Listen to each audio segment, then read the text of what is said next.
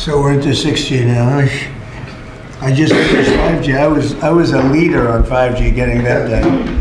And now they're up to 6. Let's do it again. What does that do? Give you a little bit deeper view into somebody's skin? See how perfect it is? I like the cameras the old days. So they just had a nice feature. Now they cover every little. Let's see, Michael, you're in good shape. You're not gonna. But I tell you, it's the 6 is coming, huh? It's coming. So we're into 6G now. I just finished 5G. I was a leader on 5G getting that done. And now they're up to 6. Let's do it again. What does that do? Give you a little bit deeper view into somebody's skin? See how perfect it is? I like the cameras the old days. So they just had a nice feature. Now they cover every little. Let's see, Michael, you're in good shape. You're not gonna. But I tell you, it's the 6 is coming, huh? It's coming. All right, Shalom. First and foremost, before I get started, I want to start off by giving all praises, honor, and glory to our power, Yahawah, bahasham, Rawchaa Qadash. That belongs to the head elders and apostles of Great Millstone who rule well and teach well.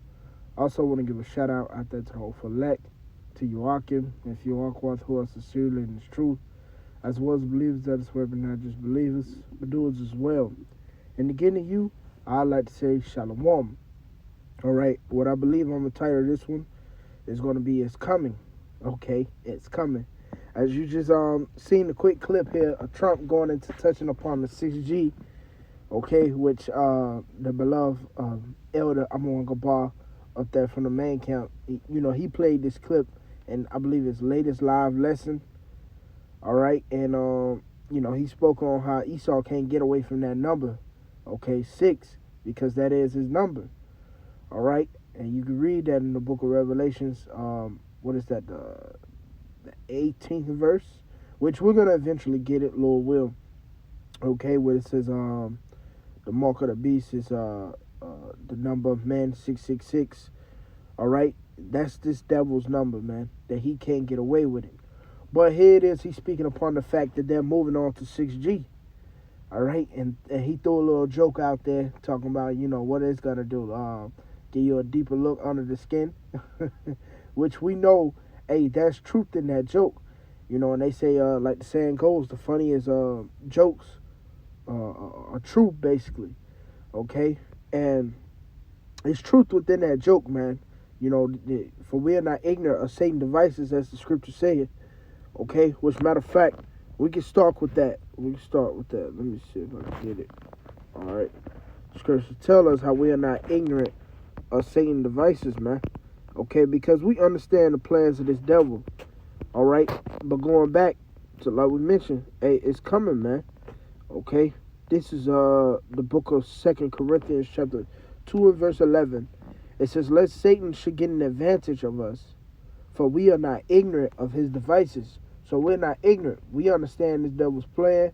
We understand what he's getting ready to do. Okay. The only thing is, we just want to be prepared so we won't fall in the hands of men.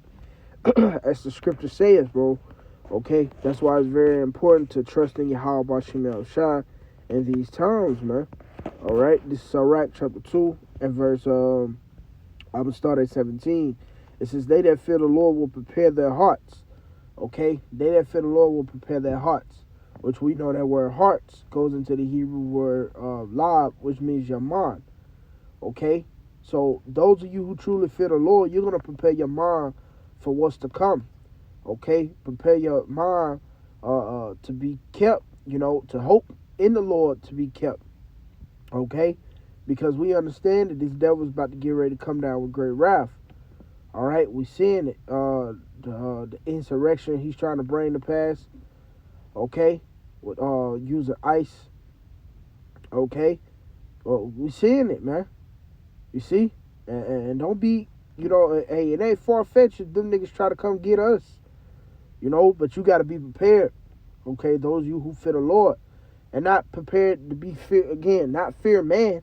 To hell with Esau, Edom. But to be put through some shit, man.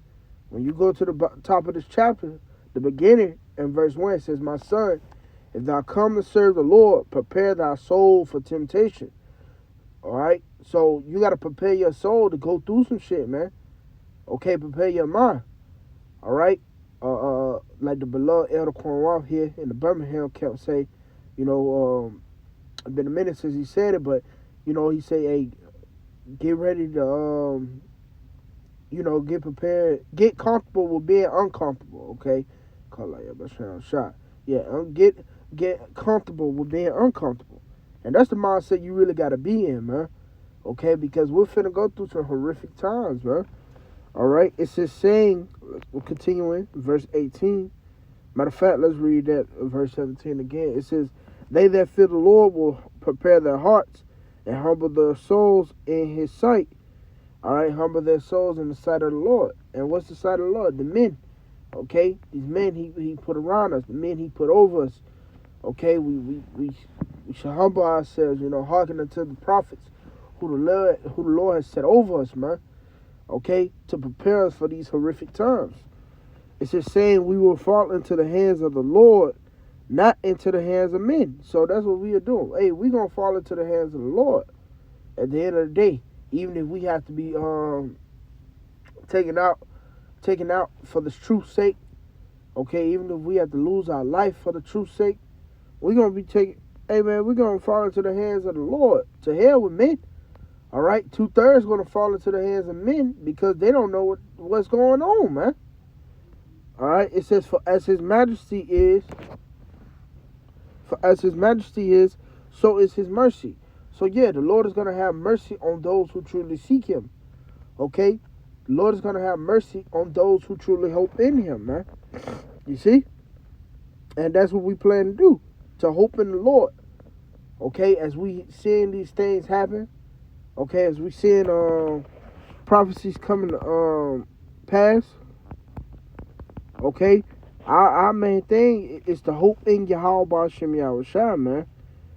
Okay, yep, this Psalms 33:18. "Behold, the eye of the Lord is upon them that fear Him, upon them that hope in His mercy." All right, that's what we're doing. We're gonna hope in the Lord's mercy. We're gonna hope to be kept. Okay, that's what we're gonna hope for, man. Okay, we are not ignorant of His devices, so therefore what? We are getting prepared for the battle, man. Okay, this is the book of Psalms, chapter 17 and verse 13.